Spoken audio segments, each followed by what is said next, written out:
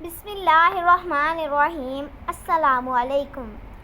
روضہ اقدس کا دروازہ خود بخود کھل گیا۔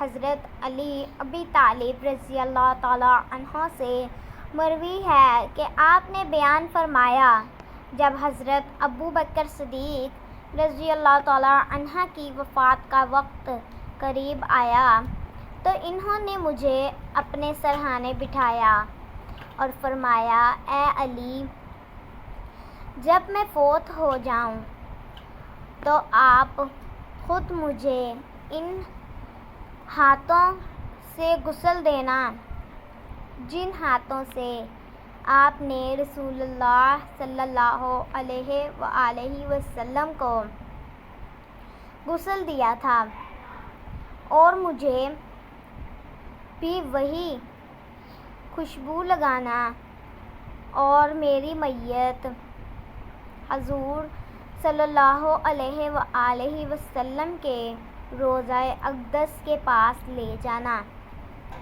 اگر تم دیکھو کہ خود بخود دروازہ کھول دیا گیا ہے تو مجھے وہاں دفن کر دینا، ورنہ واپس لا کر عام مسلمانوں کے قبرستان میں دفن کر دینا، اس وقت تک کہ جب اللہ تعالیٰ اپنے بندوں کے درمیان فیصلہ نہ فرما دے، یعنی قیامت نہ آ جائے، اور پھر ان کی خواہش کے مطابق ہی انہیں غسل اور متبرک خوشبو والا کفن دیا گیا۔ اور حضرت علی رضی اللہ تعالیٰ عنہ فرماتے ہیں کہ سب سے پہلے میں نے روضہ رسول صلی اللہ علیہ وآلہ وسلم کے دروازے پر پہنچ کر اجازت طلب کی اور عرض کیا، یا رسول اللہ، یہ ابو بکر ہیں جو اندر آنے کی اجازت چاہتے ہیں۔